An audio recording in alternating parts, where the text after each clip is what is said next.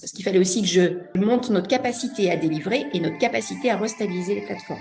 Et une fois qu'on a fait ça sur le premier trimestre, où on a eu déjà de très bons résultats, on avait identifié un certain nombre de choses, mais je me suis rendu compte qu'on avait besoin d'une roadmap. Et je ne me suis pas arrêtée juste à la data, j'ai fait l'ensemble de la roadmap sur 3 ans. Donc on a mis en place un schéma directeur, système d'info, produit, data, pour qu'on se donne une perspective sur chacun de ces chantiers, puis qu'on essaye de remettre de la cohérence entre les 3 chantiers. Bienvenue sur le podcast CIO Révolution. Si vous avez déjà écouté ce podcast et que vous avez aimé des épisodes, n'hésitez pas à les partager sur LinkedIn, ça nous aide énormément, surtout pour trouver de nouveaux DSI passionnants. Dans cette nouvelle saison, DSI, le pivot de la transformation d'entreprise, coproduite en partenariat avec Ersas et Aliansi Le Mag, j'ai eu la chance d'interviewer 9 talentueux et talentueuses DSI qui se sont vraiment ouverts sur leurs enjeux et réflexions. Avec eux, vous allez être au cœur des enjeux de la transformation des entreprises. C'était passionnant. Mais avant le début de l'épisode, je me présente. Je m'appelle Bertrand Ries et je suis le CEO d'Ersas, une solution SaaS simple et puissante qui aide la direction générale, la DSI et les métiers à travailler ensemble pour structurer et piloter la transformation de l'entreprise. Si vous avez des enjeux de pilotage, n'hésitez pas à me contacter, ce sera toujours un plaisir d'échanger avec vous. Accrochez-vous, l'épisode arrive et je vous assure, ça dépote. Bonne écoute! Bon, je suis ravi aujourd'hui d'être avec Stéphanie Zeppa, qui est la CTO de Solocal. Bonjour Stéphanie. Bonjour Bertrand.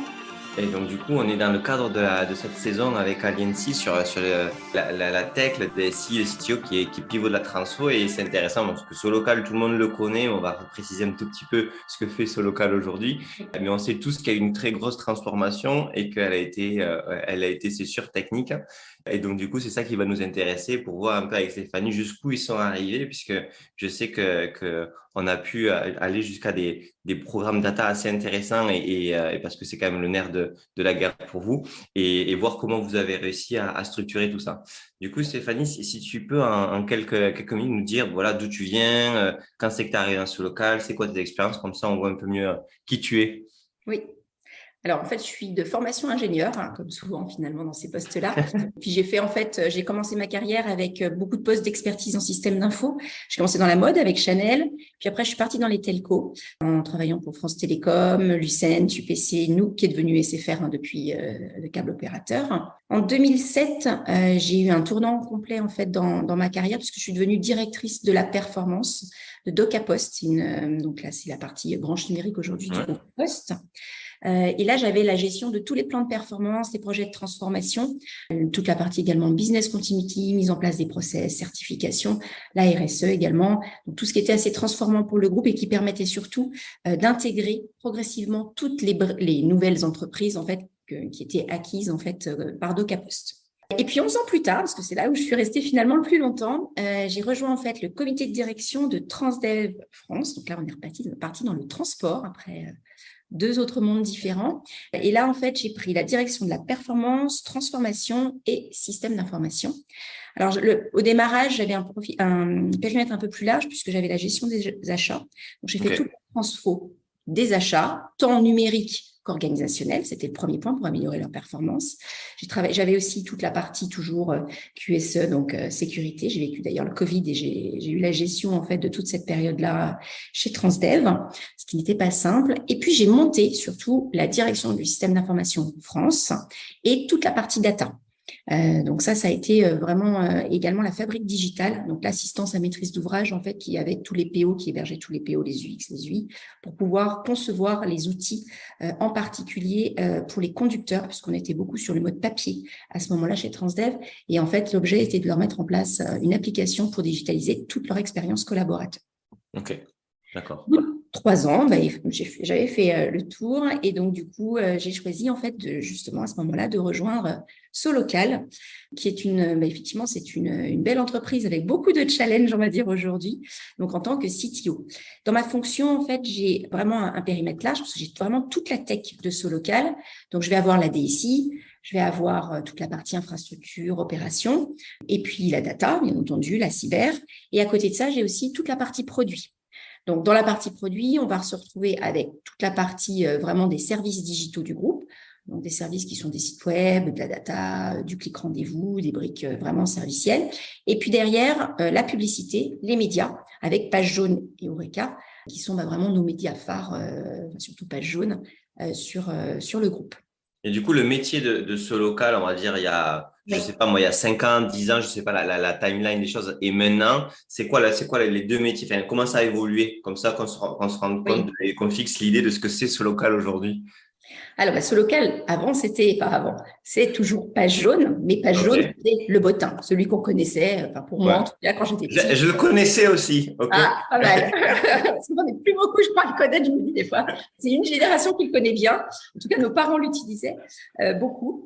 Et en fait, à un moment, on a arrêté finalement, et ça c'était avant le Covid, on a arrêté en fait finalement le bottin, hein, le page jaune papier, pour se concentrer sur le page jaune que l'on connaît tous aujourd'hui, qui a comme vocation de mettre en contact finalement les TPE, PME et même les plus grands groupes avec derrière des clients finaux qui cherchent le plombier, qui vont chercher, quand vous tapez d'ailleurs, y compris dans Google, qui sont des partenaires ou Bing, derrière, quand vous tapez en fait une recherche d'un plombier, d'un serrurier, vous allez retrouver souvent le lien page jaune qui va vous donner l'ensemble en fait des professionnels du secteur qui a été demandé. Donc ça, c'est vraiment… Et en fait, autrement, donc ça, c'est une part assez importante du groupe. Et l'autre partie, en fait, c'est d'être le partenaire de toutes les entreprises locales. Donc là, vraiment, on est sur ETI, TPE, PME. Puis également aussi, on a des grandes enseignes réseau et des collectivités et qui sont là. En fait, là, l'objet, c'est de dynamiser la vie locale. Donc, en fait, c'est de conseiller, on a 300 000 aujourd'hui entreprises clientes qui sont vraiment réparties dans toute la France et on les accompagne justement pour booster leur activité et derrière, en fait, travailler en fait leur potentiel, leur business en les connectant finalement avec des clients grâce à plein de services digitaux que l'on a donc en place qui sont de la présence relationnelle avec toute une gamme d'offres qui permettent la partie connect, des sites internet puisqu'on héberge aujourd'hui, on produit. En fait, là, par exemple, l'année dernière, on a produit 5300 sites. On héberge un gros nombre de sites. Toute une offre aussi de publicité digitale. Et en fait, on a une application qui est un front, en fait, qui s'appelle Solocal Manager, sur lequel l'entreprise peut gérer l'ensemble de ses diffusions, peut avoir un accès effectivement à son audience, et puis ça lui permet vraiment de gérer en fait sa présence sur Internet en fait, globalement. Et du coup, ouais, voilà, en fait, donc ce local, en fait, c'est le partenaire, alors PME, TI, dans tous les cas, entreprise locale qui veut Exactement. avoir un partenaire un peu all-in-one sur je fais mon site web, vous m'aidez pour les ads, comment je communique, comment je me Exactement. référence, etc. Comment je pour peux attirer. booster mon site, comment je peux récupérer du lead, enfin, c'est tous ces sujets-là en fait. Ok, d'accord, Et super. après, c'est vrai que l'autre point, c'est vraiment le média page jaune. Et là, en fait, on a 1,7 milliard quand même de recherches en 2021. On a 21 millions de visiteurs uniques. Donc, globalement, on a quand même un gros trafic. Enfin, c'est vraiment un gros moteur, en fait, page jaune. Voilà. Et on a 16 millions d'avis qui sont disponibles. Donc, c'est vraiment ce local, c'est tout ça, en fait. C'est ces deux mondes-là, en fait, qui sont au service des entreprises, toujours, pour leur faire booster leur activité, les aider à se développer, finalement. Ok, super intéressant. Et donc, du coup, toi, quand tu es arrivé dans ce local, par rapport à cette transformation-là, ils ont été où? Parce que j'imagine que tu as fait partie du changement, que tu n'es pas arrivé quand tout était en ligne, que tout Pas était, vraiment. que ça marchait, etc. Donc, en gros, ouais, tu es arrivé où? Et après, comment ça, c'est quoi les étapes, en fait, pour Oui, arriver de ce que je comprends, puisque du coup, au final, à la fin, ça reste un métier de data, quoi. C'est-à-dire, il faut oui. connecter. Bon, bien sûr, tu fais de la fabrique de sites web, donc du coup, c'est du SaaS, etc. Mais si tu commences à faire 1,5 milliard de recherche, plus amener du lead, etc., sur un volume comme ça, Oui, si tu n'es pas orienté data, tu n'as pas de performance. Donc, non. du coup, voilà. Du coup, tu es arrivé où? Excuse-moi. Alors, donc, moi, je suis arrivée le 1er octobre dernier. Et finalement, c'était un moment où il y a eu pas mal de changements de gouvernance. Et on était finalement à la fin du cycle où on a basculé sur l'abonnement, et heureusement d'ailleurs, avec la Covid, ça aurait été compliqué autrement. Donc, le modèle de page jaune, enfin, le modèle solocalien, on est passé sur le mode de l'abonnement pour nos services. OK. Là, on était en fin de ce cycle-là. Il y a eu un gros investissement qui a été fait à ce niveau-là. Et il y a eu bien sûr des gros investissements qui sont permanents sur page jaune.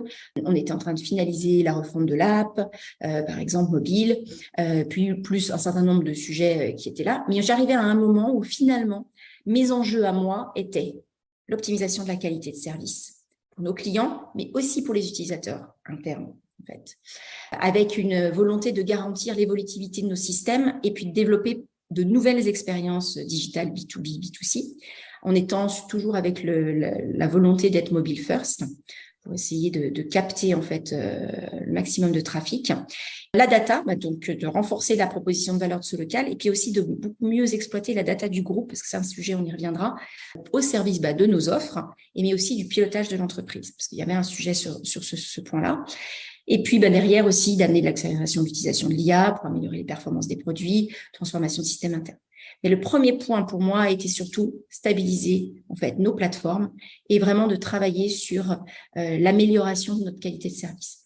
Et j'ai un autre enjeu qui est le traitement de l'obsolescence, parce qu'il faut savoir que ce local s'est construit un petit peu l'histoire, c'est un millefeuille de systèmes qui se sont souvent empilés. Et derrière, à un moment, on se retrouve avec des legacy. Puis du coup, il faut aller récupérer de la donnée, mais éparpillée dans plein de systèmes différents. Et tout l'enjeu, c'est justement de pouvoir arriver à changer ces systèmes progressivement. Mais ça ne va pas se faire en 5 minutes. Et là, c'est des gros chantiers qu'on a, comme par exemple la mise en place d'un ERP. Et puis, j'aurai d'autres sujets sur l'année prochaine, justement, pour pouvoir essayer de nous améliorer et de rationaliser mon système d'information globalement. Donc, en fait, t'es arrivé et du coup, premièrement, tu essayes de stabiliser parce que il y avait des choses qui n'étaient pas stables. Oui. Et est-ce que c'était stabilisé le premier sur la partie plutôt, j'imagine que tu as fait des trucs critiques, mais globalement, est-ce que c'était plutôt sur la façon de faire du produit, avoir une bonne qualité de produit? Et donc, du coup, c'est plutôt la façon de travailler des équipes, comment on détermine les bonnes features, comment on les implémente, etc. Ou est-ce que c'était vraiment sur la partie de l'engineering qui permet de faire ça? Ou est-ce que c'était plutôt sur la partie système d'information interne de l'entreprise qui n'est pas forcément ce que le client directement voit, mais qui peut poser plein de soucis après? Est-ce que déjà tu as fait cette séparation-là, plutôt côté amélioration de comment on crée le produit et système d'information interne? Je dirais CTO engineering, VP engineering versus DSI IT. Est-ce que tu as fait cette séparation-là de priorisation? Comment ça s'est passé en fait? Oui, parce qu'en fait, l'organisation, alors on est en mode agile, full agile.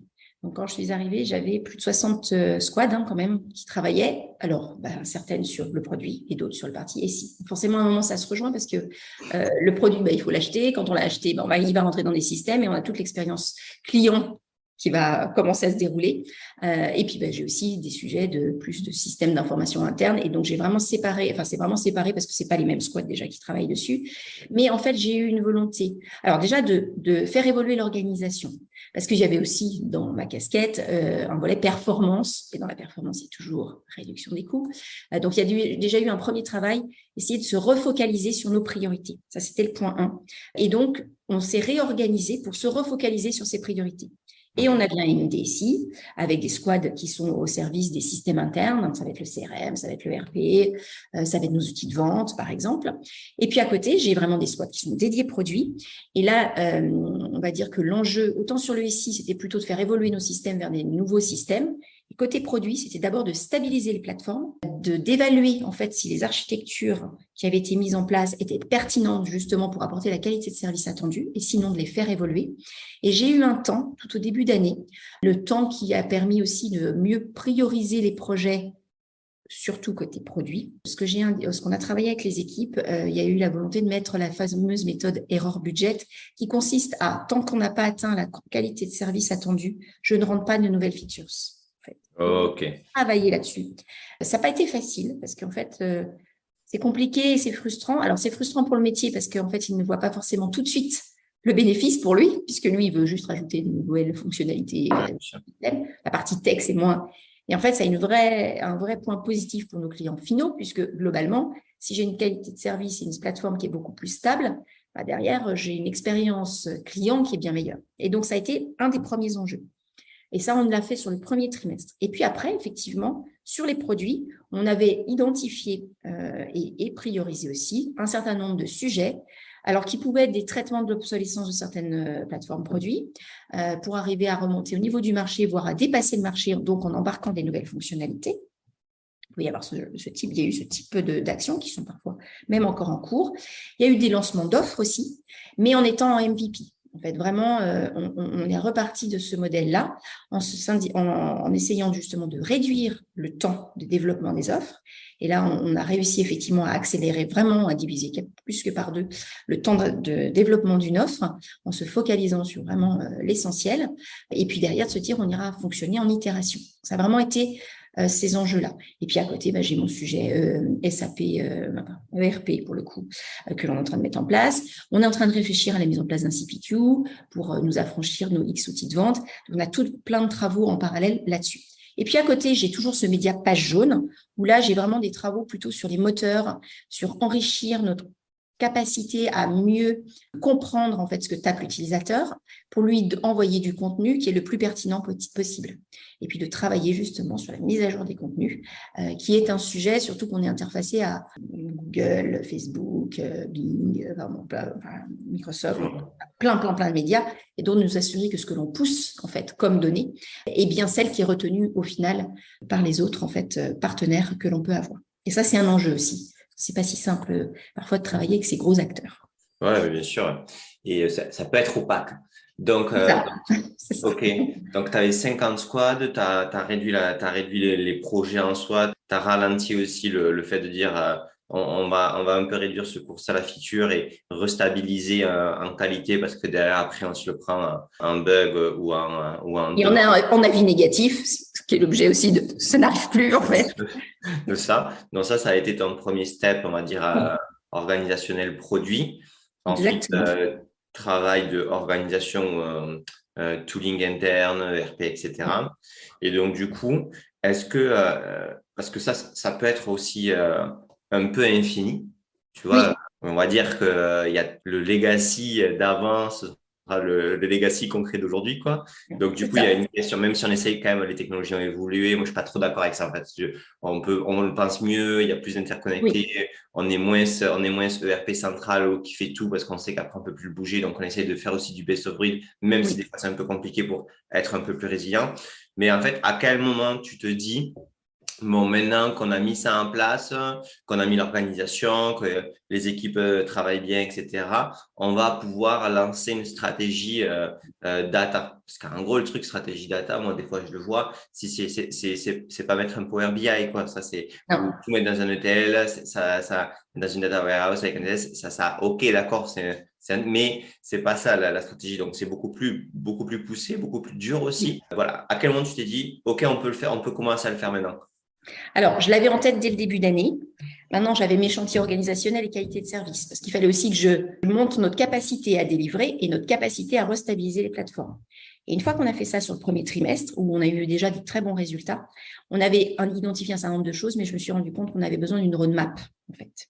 Et je ne me suis pas arrêtée juste à la data, j'ai fait l'ensemble de la roadmap sur 3 ans. Donc, on a mis en place un schéma directeur, système d'info, produit, data, pour qu'on se donne une perspective sur chacun de ces chantiers, puis qu'on essaye de remettre de la cohérence entre les 3 chantiers. Parce que c'est aussi un sujet, parce que pour la data qui va être éparpillée dans X systèmes, il a fallu aussi se poser la question de qu'est-ce que l'on veut faire à 3 ans sur ces différents domaines. Donc ça a été tout le chantier à partir de… On a commencé en fin d'année, mais on a vraiment eu des résultats sur mars-avril, où on a créé schéma directeur, donc SI à 3 ans, la vision produit, la roadmap produit également à 3 ans.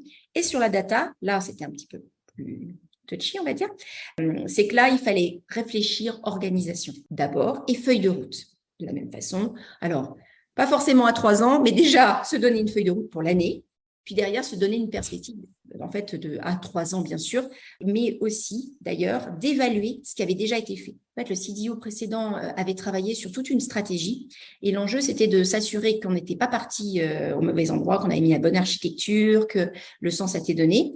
Et puis de regarder si au niveau organisation, ça fonctionnait bien et que ça apportait la satisfaction de nos utilisateurs et qu'on arrivait bien à adresser les points. Et c'est là où justement on s'est rendu compte que l'organisation data au sein de ce local demandait à mettre en place une gouvernance, par exemple, qui n'existait pas du tout, en fait, réellement. Donc on se retrouvait avec de la data utilisée, parce qu'en fait, il y a eu une volonté à un moment de faire data as a service, donc toute la data était disponible, sauf que quand l'interprétation se mettait en place, là, c'était plus compliqué. Donc on avait une vision opérationnelle, marketing, puis on avait une vision financière, et pour rejoindre et faire le bridge entre les deux, là, c'était compliqué. Quand tu dis ça, ça veut dire quoi? Ça veut dire que les gens, en fait, interpréter différemment une même donnée en fonction du service dans lequel ils étaient? Parce qu'ils Exactement. n'étaient pas la même définition. Exactement. C'est le sujet de la définition. C'est d'abord Ouais, la définition finalement. C'est quoi un client? Ne serait-ce que c'est quoi un client? ouais. Ça dépend comment on le voit. Est-ce que c'est un client associé à son contrat? Est-ce qu'un contrat est vraiment un client ou est-ce que c'est sa somme de contrats? Il y a plein d'enjeux et finalement ces éléments-là, il y avait eu des décisions précédentes pour pouvoir essayer de poser certains éléments, mais c'était vraiment pas exhaustif. Et puis surtout, ça avait été remis en cause par certaines directions. Donc certaines étaient restées dans le modèle initial, puis finalement, on se retrouvait avec plusieurs modèles. Et donc l'enjeu, c'était de se dire ça et de se dire, on va mettre en place une gouvernance qui va réunir l'ensemble des métiers, parties prenantes et qui ont besoin d'exploiter cette data et de réfléchir ensemble aux use cases qui sont pertinents. Moi, je suis pas. On n'est plus parti sur data de service parce que sinon on va exploser. En plus, on a un volume de data qui est juste énorme. Donc, à un moment, on est plutôt reparti sur. On a des use cases, méthode des petits pas. De quoi j'ai besoin? Qu'est-ce qui va servir mon business?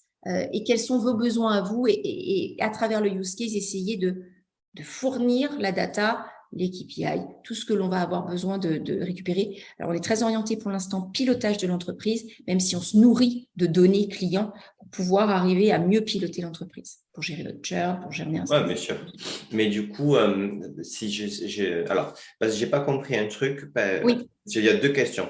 Le premier, c'est, j'ai l'impression que tes chantiers, tu en as plusieurs. Toi, tu les avais en tête tous, mais à quel moment tu peux dire, OK, maintenant, on peut appuyer sur les entreprises et opérationnellement, les OK pour commencer à repenser son organisation data. C'est ton numéro un qui te le demande, c'est le marketing qui gueule, enfin, tu vois, est-ce que c'est une concomitance de personnes en interne qui disent c'est le moment, ou est-ce que c'est toi qui dis maintenant qu'on a mis ces bases-là, on va pouvoir investir le temps là-dessus? C'est ma première question. Et la seconde, sur la question des petits pas, et on y reviendra, c'est est-ce que du coup, ça veut dire que maintenant, il y a plus un endroit simple où on va prendre la donnée et du coup, il y a toujours une interaction humaine pour pouvoir redéfinir qu'est-ce que tu veux, comment tu le veux pour qu'on soit sûr de la bonne définition. Voilà, c'est une des questions.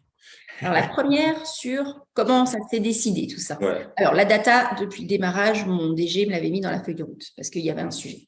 Il y avait un sujet surtout sur la data entreprise dans un premier temps qui était, j'avais une vision financière et elle ne se réconciliait pas forcément avec notre vision opérationnelle. Et donc, en fait, la vision financière était ce qui était retenu de toute façon.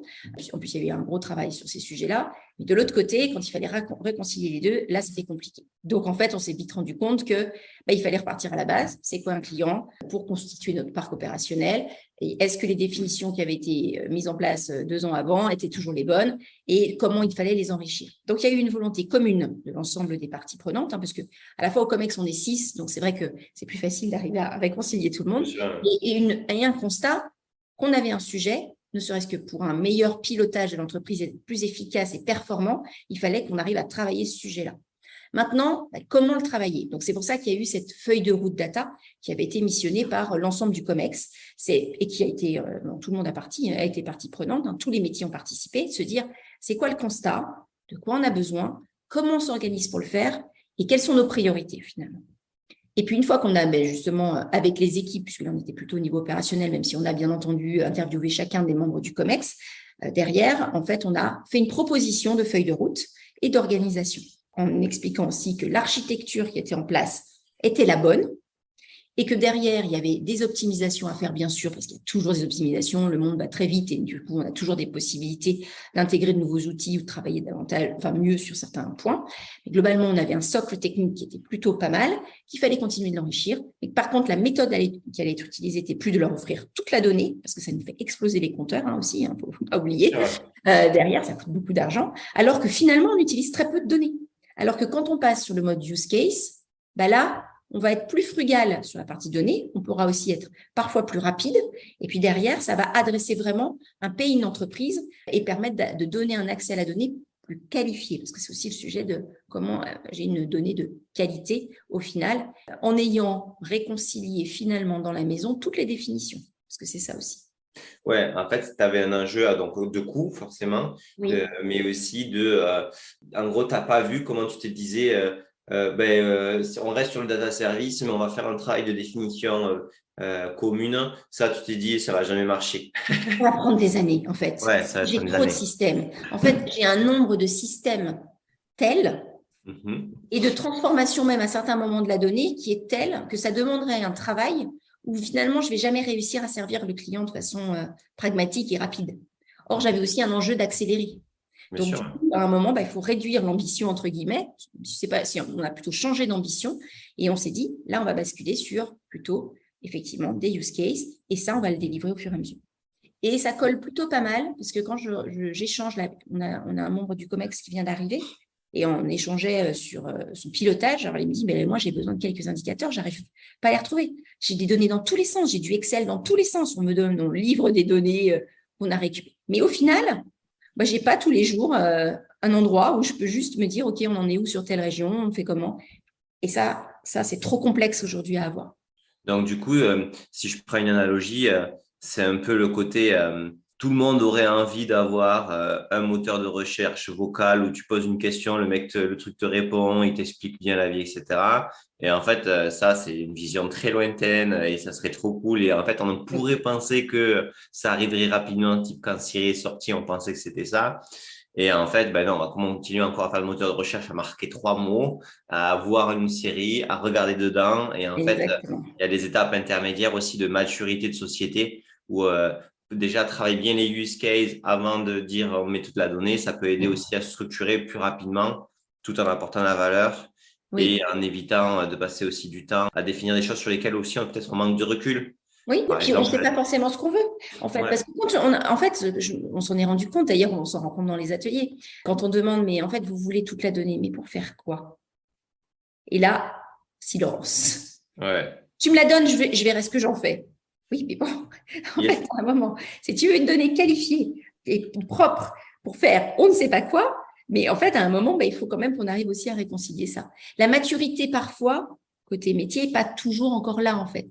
Et on peut avoir un nombre de data scientists qui vont chercher, qui vont avec. Mais oui, mais OK, mais pour faire quoi? Parce que derrière ce local a aussi un enjeu de se transformer vite, de développer son business, d'augmenter son chiffre d'affaires, son EBITDA. Donc, il y a tous ces enjeux-là financiers qui font qu'on n'a pas le temps d'attendre des études prospectives de choses qu'on fera peut-être dans 10 ans, mais qui ne vont pas nous servir au quotidien pour améliorer finalement notre performance réelle aujourd'hui.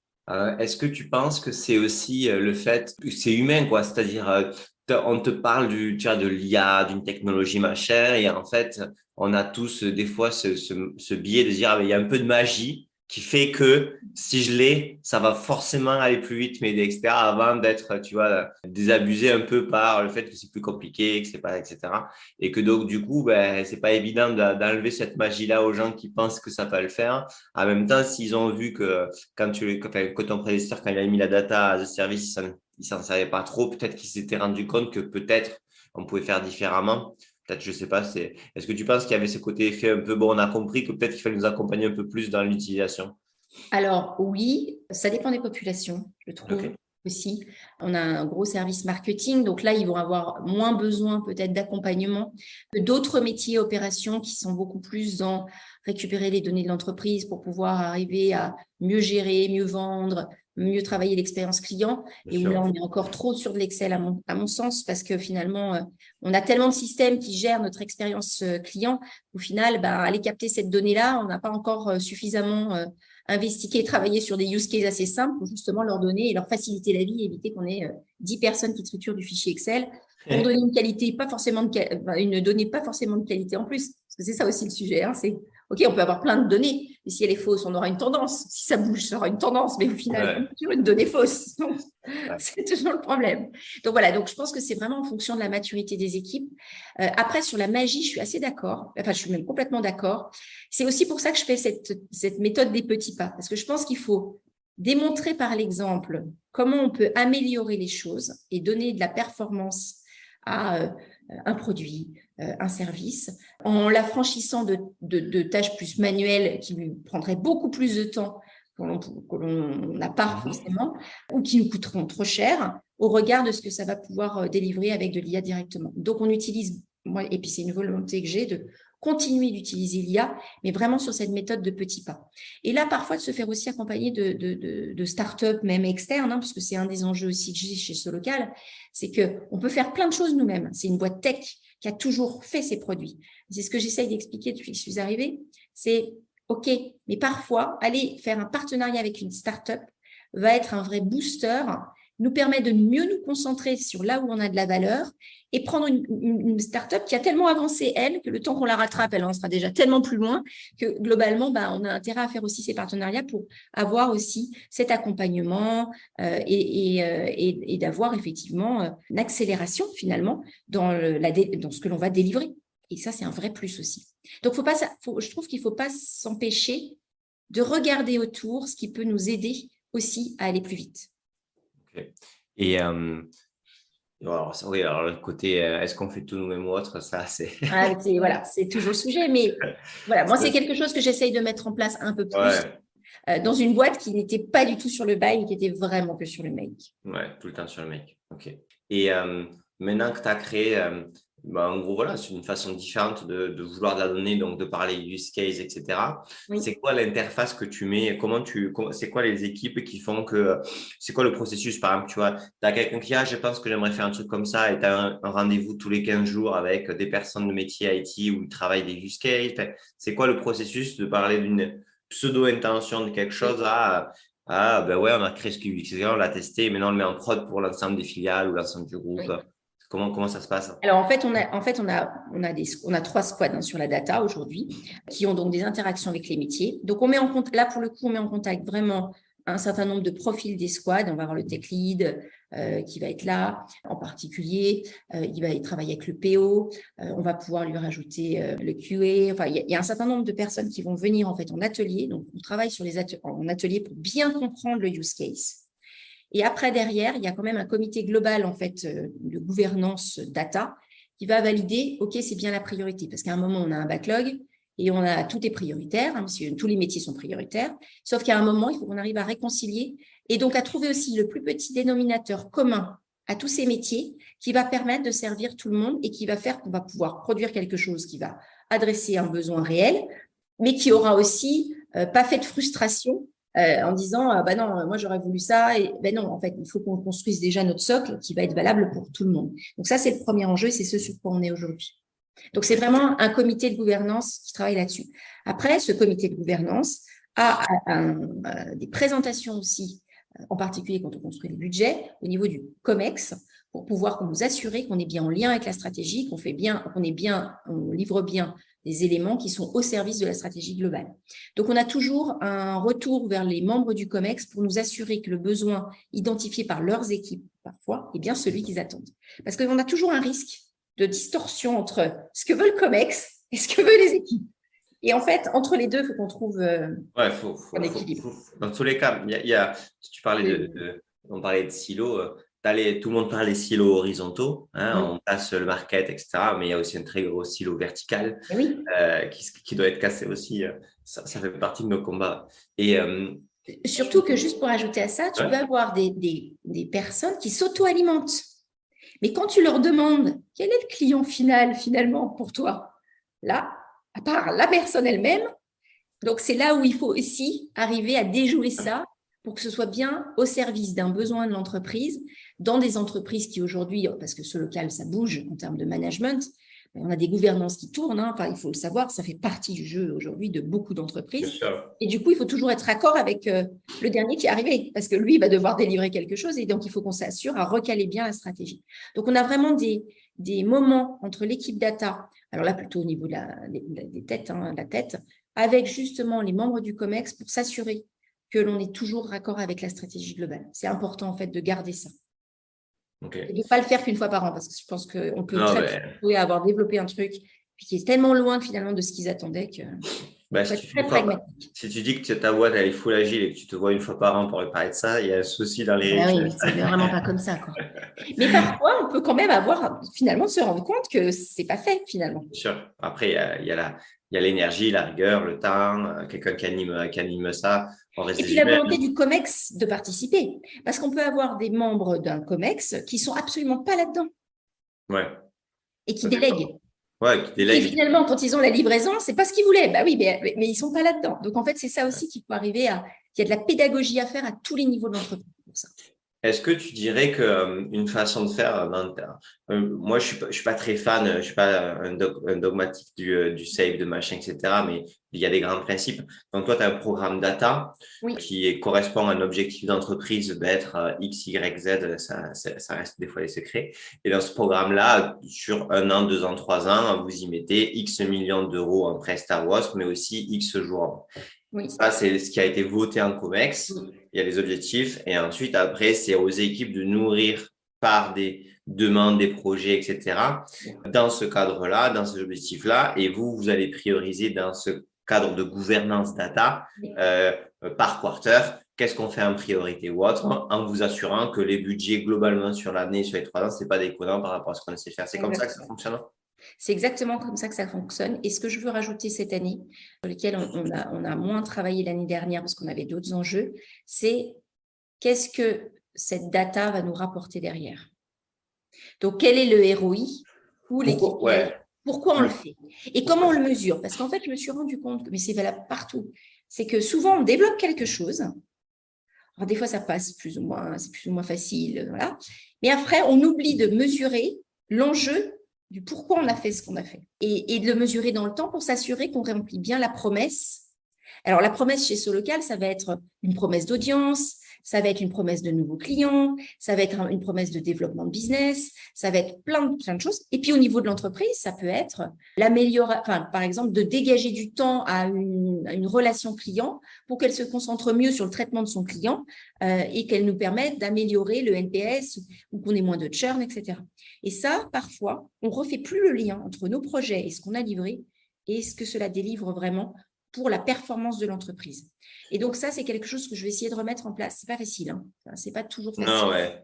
Moi, ce que je vois sur ça, c'est que il y a un vrai enjeu que la personne se pose sur le gain qu'elle recherche. Oui. Ça, c'est même dans sa construction mentale de ce qu'elle veut, ça permet de savoir faire le focus dans le use case, hein, sinon on est souvent trop large ou autre. Par contre, la mesure est dans le temps.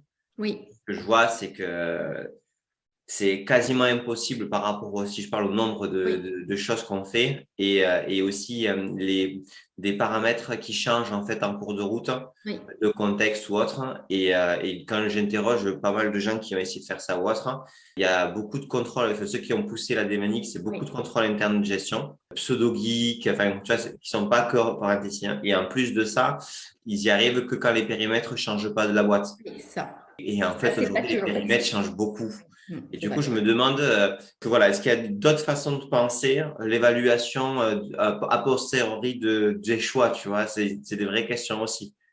Alors, je ne sais pas s'il y a d'autres façons de penser. Je pense qu'il faut surtout toujours se challenger, en fait, quelque part. Donc, il ne faut pas hésiter à un moment à se poser et puis à se dire, est-ce que c'est bien ce qu'il fallait faire que l'on a fait pour arriver à capitaliser sur les erreurs, parce qu'on a tous droit à l'erreur. Enfin, à un moment, il faut aussi prendre les erreurs. On aurait développé quelque chose qui finalement n'apporterait pas en fait la valeur attendue. Il faut se donner aussi ce droit à l'erreur et se dire, OK, comment on pourrait faire autrement?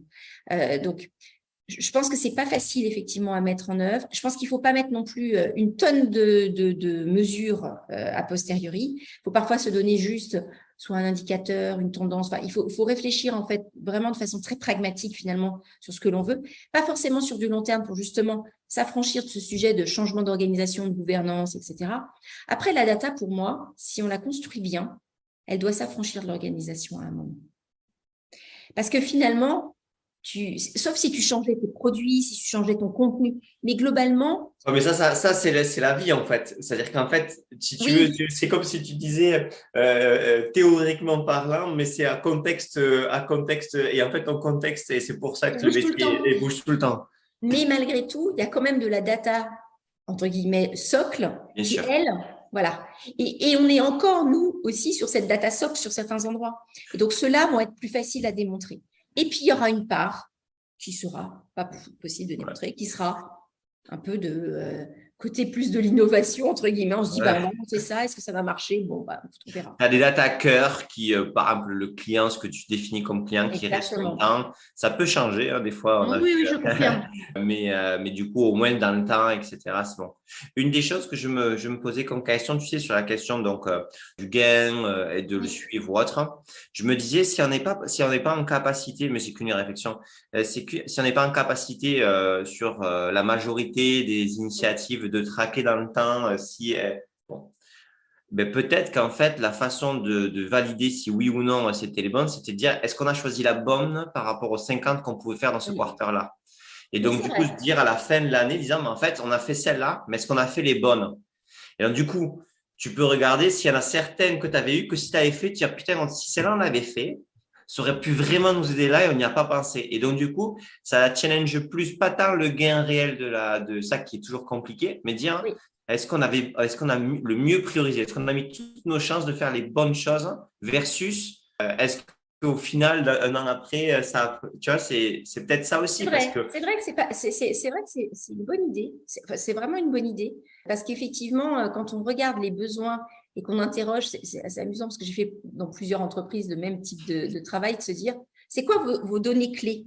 Eh bien, en fait, alors déjà, il y en a une pléthore. Tout le monde veut 50, 60, 80. Puis chacun va utiliser 3. Alors, c'est bien. 10. Et donc, c'est ça. En fait, l'enjeu, c'est de trouver les 10. C'est pas de trouver les 50, finalement.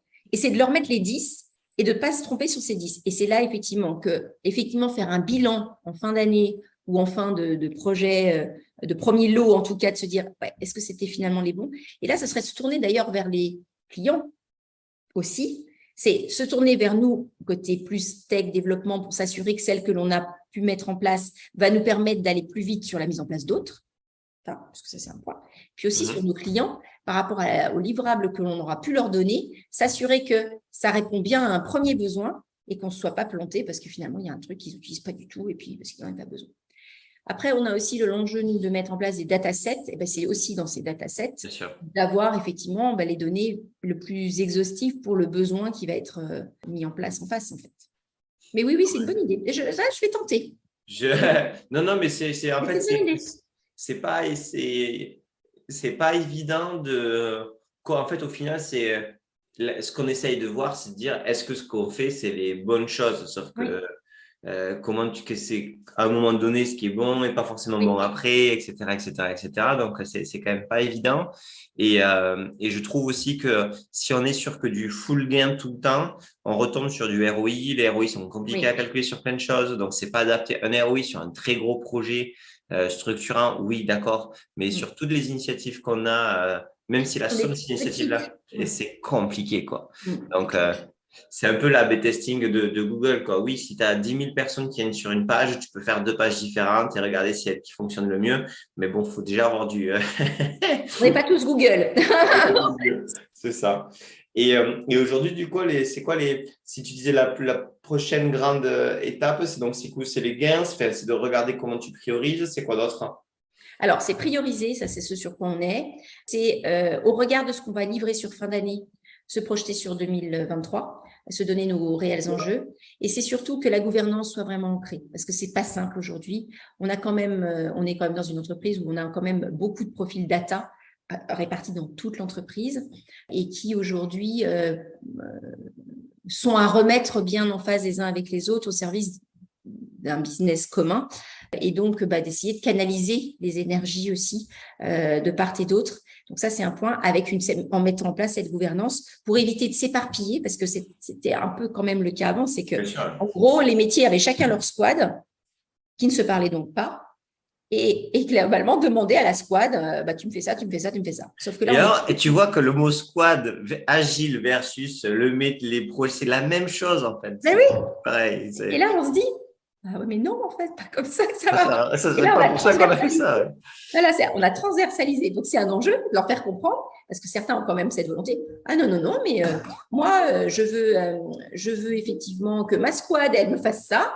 Oui, mais en fait, c'est pas dans la stratégie globale. Donc, je t'explique, on va pas faire ça comme ça, on va faire autrement. Et c'est ça, cet enjeu-là. Et c'est de l'ancrer. Et puis, de faire la démonstration. En fait, moi, j'estime qu'il faut toujours faire la démonstration par l'exemple. Donc, c'est d'arriver à montrer les choses. Et c'est comme ça que ça va pouvoir fonctionner. Bon, mais top, Stéphanie. J'ai bien compris. Je pense que ça va aider pas mal de nos auditeurs à avoir un petit peu en structuration. Si on a des DSI qui mettent en place les recherches, est-ce qu'ils peuvent te contacter sur LinkedIn, par email?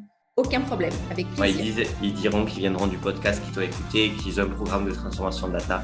Donc, c'est cool. Non, c'est toujours intéressant, puis ça permet de s'enrichir les uns les autres. En fait, je trouve qu'aussi ça, c'est important de faire un retour d'expérience, positif ou négatif, mais c'est important de pouvoir le faire.